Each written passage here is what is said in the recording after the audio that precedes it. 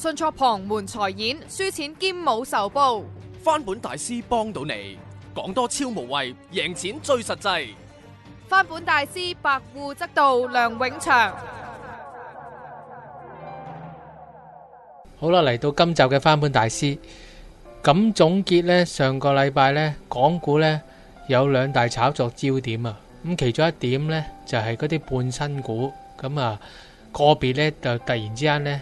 就突然之間會即係升咗一兩成，咁啊都幾犀利下嘅。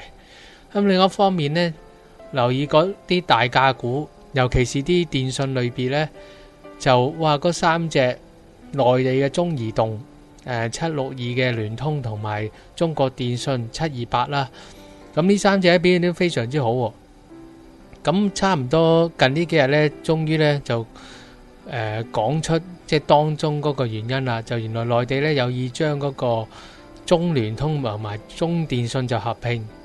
咁我諗翻即係細數翻以前啲歷史呢，如果大家仲有印象呢，曾幾何時呢係有四大電信商嘅國內，就係即係中國移動啦、聯通、中電信同埋有個網通嘅。咁後期呢就網通同嗰個聯通呢就合併，咁個別網呢就即係歸於中電信之下，咁啊即係變成呢四間就縮為三間。咁如今呢，其實大家都明白啦，即係電信業呢就越嚟越險峻啊個經營環境。咁啊近排你香港都搞笑啦，即係數碼通突然之間成個台冧咗都減死。咁其實我哋都覺得呢樣嘢呢都反映咗，其實好多電信商呢個經營環境都幾差下。咁呢度點解會咁快跳到呢一點呢？咁都係講緊出手闊唔闊綽嘅啫。即係例如話，點解港鐵成日都發生事故？咁啊一來就青黃不接啦。咁但係青黃不接之間，亦都浮現咗啲嘢呢，就係好多呢啲咁嘅公營機構啊，電信業或者運輸業咧，為咗減省成本咧，根本咧好多方面咧都即係開刀噶啦。咁啊開刀落藥最重咧，通常都係嗰啲咁嘅工程部，好多將佢咧即係外判啊，咁啊或者咧即係請人方面咧就好手緊。咁啊搞下咧，咁啊質素啊當然會有所下降啦。咁如果再極端例子，香港都發生過啦，喺電信業嚟講，咁啊當然一個市場供求問題啦，即係供過於求啦。咁啊跟住呢，曾幾何時有幾間就8大電信商就縮到而家剩翻得嗰4間度左右。咁啊有幾間最出名八方通訊都好似冇乜點樣服務過，有啲咩 service 出咗就俾數碼通食咗啦。咁啊新地呢，咁啊 New World 呢，即係新世界電訊呢，就慢慢呢就盡歸去CSL 嗰邊啦。咁啊 CSL 就即係 Telstra， 咁啊3間又變咗一間。咁啊而家又好似即係 CSL 俾 PC 又收購埋。咁啊我諗呢個都係一個大趨勢。咁啊同埋呢，你睇到呢，大陸亦都係朝住呢個方向。咁過去呢，唔係話，我相信佢哋唔係話唔想做呢樣嘢，但係一定個阻力呢來自呢個個山頭啊，因為佢哋都係既有嘅利益者嚟噶嘛。咁啊香港合併呢就可以話商業利益啫，就係內地嚟講合併呢，即係可能牽涉咗一個權鬥問題。呢個我覺得呢都唔係一啲咩秘密嚟嘅，大家都會明白，即係邊間公司可能屬於邊個山頭呢，呢下先可能係個秘密。但係邊一間嘅國有企業係即係背後總係會有啲人事嘅瓜葛噶嘛。咁所以呢，其實呢近年呢電信業根本係經營困難，因為即係科技嘅進步呢，令到佢哋傳統呢方面嘅電信商都已經冇啖好食。過往以前就靠過年過節掟短信祝賀大家嘅，咁啊都會經電信商發布啲手機短信啦。咁啊而家就已經係啲 WhatsApp 啊或者呢啲微信咧代替咗。咁佢哋咧完全咧即係電信商就得唔到既有利益。咁但係如果嚟話，大家再留意下即係話音嗰方面啦。咁啊當然佢哋食糊就靠長途電話啦。咁但係啲長途電話而家有好多啲 WhatsApp 啊，都發展咗可以好似 walkie-talkie 形式對話。咁啊，微信啊帶頭行先嘅呢方面。咁仲有啲就係叫類似啲Viber 嗰啲咧，基本上係Voice over IP 啊。根本咧，如果你話你係以 WiFi 免費連接咗的話咧，開嗰個 Viber 咧打電話咧係完全唔經嗰啲電信商嘅。咁啊，你諗下將來究竟電信商可以賺啲乜咧？咁啊，跟住真係基本上咧，佢哋嗰個經營環境咧就好困難。我諗最後咧都係退居翻咧，做翻傳輸，即係中間管道嗰方面。至於去到嗰個客戶嘅終端咧，已經俾呢啲咁嘅騰訊啊呢啲咁嘅公司咧山頭已經割據晒嚇。咁啊，所以佢哋如果為咗適者生存咧，合併咧好似係唯一嘅出路喎。反而係市場已經適應唔到。咁啊，近排大家都留意，即係習近平即係打貪就唔手軟啦。呢方面嘅重組呢，以前係只聞樓梯響啊，但係近排呢，好似真係話做就做啊，即係坐言起行到。咁我諗什麼以前叫我頭先所講，即係山頭嗰方面而導致到嗰個重組呢，嗰個阻力重重呢樣嘢呢，有機會消退。咁啊喺電信商嗰方面呢，已經可以借鏡啦。你又見到728同7621重組呢，咁啊三大股價呢，連埋941中移動呢，都即係乘機起舞。咁其他類別各行各業仲有啲重組嘅可行性嘅。咁例如煤啊呢方面會唔會亦都會出現喺佢哋身上呢？我覺得呢，從即係近期佢哋嘅股價呢，都開始有啲脈絡反映緊，即係有唔少朋友都會或者啲基金大戶都推測，咦，可能下一個目標都係呢一類行業啊。咁故此呢，即係就算佢哋嗰個前景呢依然明朗啊。咁啊，以煤嚟講嚟話，啲資源類嘅價格呢，有機會呢仲面臨緊壓力。咁因為啲經濟呢，外圍好，內圍都係就表現麻麻的話，咁會唔會透過即係公司嘅重組呢？咁啊，令到咧佢哋咧即係資產嗰方面嘅整合，咁啊之後喺翻個股價身上可以反映翻，咦，可能咧就有翻啲即係起色咁樣喎。咁變咗我睇咧就望嚟望去咧，尤其是煤嗰方面板塊咧，大家可以留意下個兗州煤1171，咁啊至少咧嚟話近期咧佢都試過落翻去20天線，咁個20天線咧係大約喺即係8個半銀錢水平啦。咁啊到上個禮拜咧就見翻個反彈去翻9蚊，咁啊留意啦，即係我都唔敢講話即日就要睺呢隻兗州煤，但係咧即係等待翻佢回翻落去20天線，咁啊有機會係下一轉上車嘅最佳良機。咁啊其實佢再試呢啲位再彈上去咧，可能嗰個爆發力度咧會更強，因為始終佢個牌面唔係咁變咗，試底咧個機會咧應該會比較多。咁啊唔需要急於一刻去買，因為你若然接近9蚊去買，跌翻落嚟有機會有6至7% 嘅跌幅。咁但係咧落翻去20天線接近8個4、8咁呢啲位吸納咧，我覺得咧都幾合理。咁睇翻咩位咧？9蚊啊，9個半，如果係去到呢啲位咧，已經有1成嘅利潤啦。咁啊，所以可以大家諗諗就係兗州煤啦。講緊今個農曆年啦，賀歲片啦，而家睇嗰啲預售反應呢，個衝上雲霄呢就帶嚟咗成條街咁滯。咁我覺得最主要呢，就因為今年嗰個情人節同嗰個賀歲片好接近，咁啊跟住有啲製片商呢，即係度到拍一套衝上雲霄呢，就食住情人節加賀歲片。咁若然將呢套戲即係放落去喺賀歲片角度睇呢，咁啊，因為嗰個新鮮感會出到嚟，因為過去啲賀歲片通常都係即係些少叫胡胡鬧鬧啊、搞笑啊，咁啊乜都有啲咁樣啦，咁啊忽略咗嗰啲呢，就諗住係睇啲俊男美女嗰啲觀眾啊，尤其是睇嗰啲偶像嗰啲呢，例如話阿蔣志霖啊，係咪啊，吳鎮宇啊，咁啊仲有古天樂啊、鄭秀文，咁啊要睇呢啲咁嘅星嘅，咁啊成日做埋啲即係低能當有趣嗰啲戲咧，咁啊我覺得而家就變咗殺咗一條血路出嚟，咁唔係一件壞事。咁點解呢？因為你有咁嘅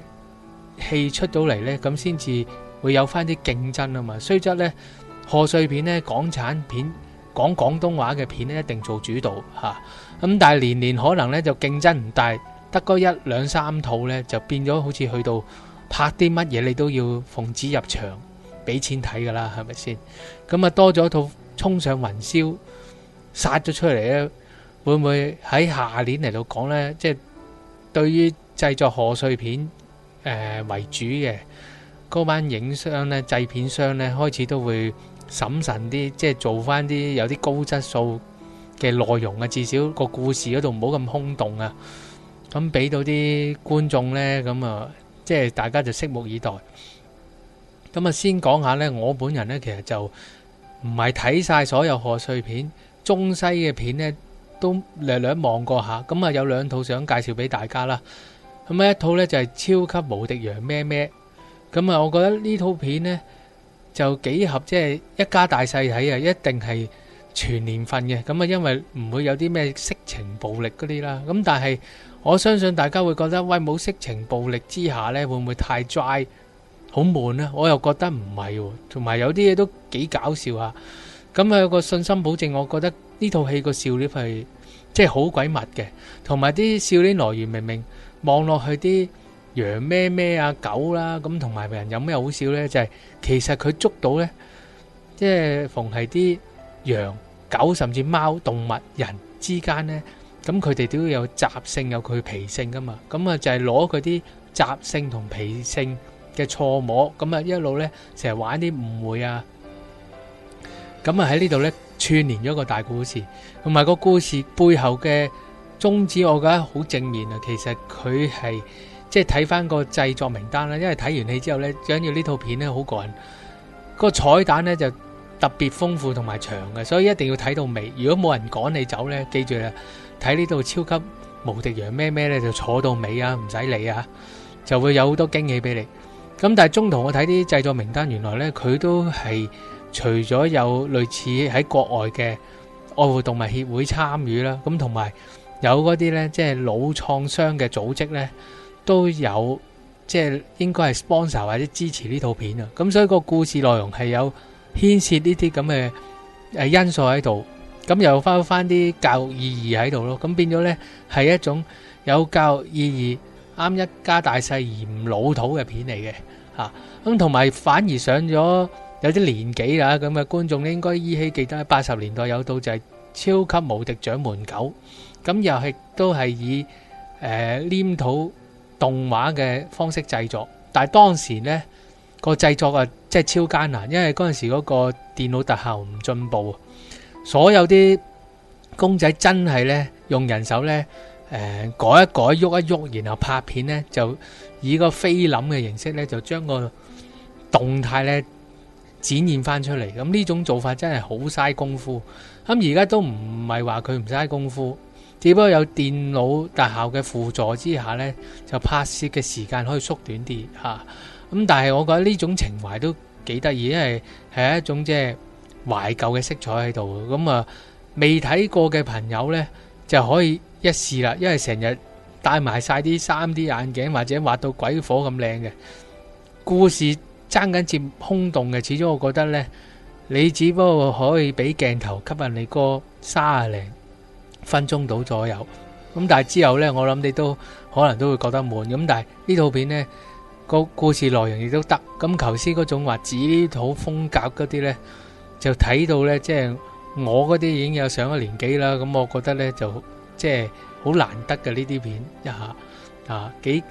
感人又得意，又有啲懷舊咁啊，所以呢，我啊覺得呢套片呢就值得推薦嘅，就係超級無敵羊咩咩。咁另外一套港產片呢，又估你唔到呢，我睇一套王晶嗰套《賭城風雲》。咁如果你大家呢睇佢啲宣傳呢，都發現呢，有關嘅公司啊、公關大員就醒目噶啦。其實呢就不斷都係擺阿周潤發行頭嘅，因為近排唔係留意下啲蘋果啊、東方呢，好多時呢都話可以野山捕獲到啊周潤發嘅。咁我大家如果挑通眼眉都明，都係為咗同呢套戲做宣傳啦嚇。咁咧好老實講呢，我係睇過《賭城風雲》第一集，但係我記得第一集呢係睇到10零分鐘到已經頂唔順啦，走人嘅嚇，即係實在太惡頂啦。咩嚟叫阿謝霆鋒揸住4條煙咁懟出嚟就覺得好笑咁啊？我覺得點笑得出㗎係咪？但係今集呢，我覺得呢有好大改進喎。咁啊，其實你話有冇啲黃精一啲爛 gag 呢？就梗係有啦，間唔中有呢，就當抽水啦嚇。咁但係我覺得個大朗呢，又似阿劉偉強作品多啲喎，即係變咗就即係雖則呢，大家位置就話黃精係導演，劉偉強做監製，但係即係個個如果睇過呢，大家都深信呢，即係黃精嘅參與度呢，就唔係真係咁高嘅，可能佢會度咗個故事個大綱，加些少橋，同埋只有佢呢先捉到嚟發哥，即係搏老命。瞓晒身嘅咁啊！大家例如話睇吹樓見啦，除晒衫上台打拳啊，咁啊呢啲咁啊只有佢嘅級數啊，咁啊先可以嗌得喐佢拍啲咁嘅片啦。咁啊，但係我覺得即係成套戲嘅情節，咁我發覺有啲細節咧，都發覺係似係劉偉強即係個主意嚟嘅。咁啊，當中尤其是可以講下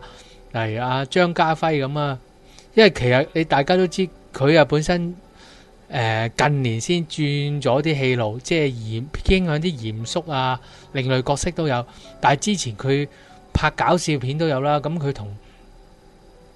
賭嗰個系列嘅淵源都有啦。有一集直頭係揾佢做主角，係咪？咁啊喺呢套片咧變咗咧，我發覺佢係刻意即係拍到佢嚴肅嘅一邊，亦都咧拍佢搞笑一面，都幾樣嘢都嘗試。所以咧，如果大家放低咗個成見去睇今集嘅《賭城風雲2》咧，我覺得係劉偉強嘗試咧有些少即係呢啲係醒目啦，就係照單執藥嘅啫。例如話手執有幾多種，有幾多個演員喺手，有發哥有張家輝，又有余文樂，有劉嘉玲嘅。咁咧佢係按照翻佢哋自己本身嗰幾個人，即係嘅素材，我點解咁講呢？你話嗰幾人究竟玩唔玩得嘅先？如果玩得的話，就呢配合翻有啲咩劇情俾翻佢。咁啊，好難得有嘢可以提下大家嘅，就係話到最後出嚟呢，我發覺呢，劉嘉玲一定係個角色都係 keep 住嚴肅嚇。咁余文樂呢就變咗呢，傾向呢就俾多啲發揮佢呢，就做打嗰方面啦，即係打交啊動作嗰方面。咁啊，張家輝同埋周潤發呢，就幾樣嘢都包晒，即係搞笑、動作，乜都上晒身。同埋呢，張家輝同發哥呢兩個嗰個氣氛咧都幾重下。就係因為咁呢，所以我自己呢，就睇呢套片呢，我真係睇得晒之餘呢，都覺得如果你係要重拾翻80年代應有嘅賀歲片情懷，同埋呢某程度呢套片，我覺得佢動作同埋都幾抌本嘅嚇，抌本就係因為今次取景呢有牽涉埋泰國，即係變咗呢泰國、香港、澳門3地，甚至呢就泰國嗰方面呢嗰啲即係個拍嗰個實景呢嗰個時間啊各方面都佔咗套戲幾長時分嘅嚇。咁啊同埋呢即係頭先都講咗啦，即係話除咗笑之外，動作會多啲。咁我覺得有啲以前呢新藝城咪玩最佳拍檔嗰啲呢，即係有許冠傑同埋麥嘉咁樣啦，張艾嘉嗰幾個。咁啊，動作為加稅嘅搞笑片啦嚇。咁我會咁樣定性今集嘅《賭城風雲2》。咁但係又係嗰句呢，由第一集話到佢第2集，覺得奇怪就係你嗌得嗰個名，咁喺賭桌上面嘅對決啊各方面應該唔少得噶嘛。咁但係硬係覺得呢啲咁嘅性質呢，喺第一、2集第一集我都睇唔晒，又唔係好知嘅講真嚇。但係第2集呢，我覺得都係出1-2場到左右嘅啫。咁啊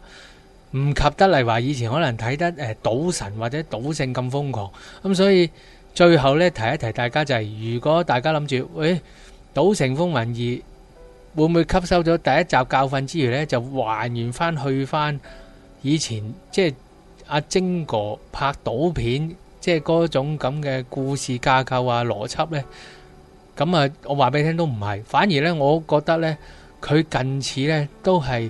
動作加搞笑片為主，咁啊有些少即係好似最佳拍檔嗰類性質添嘅嚇。咁啊，我覺得咧今個新年咧，即係農曆年咧，就呢兩套咧比較穩陣，其他啲咧又唔係話好唔好睇，係本人有冇時間抽時間睇咧都未落實。咁啊，但係至少我睇過呢兩套咧，我都覺得咧都係心水選擇嚟嘅嚇。咁啊，另外一套聽聞，即係費事開名咧，就睇到咧就發咗癲嘅，即係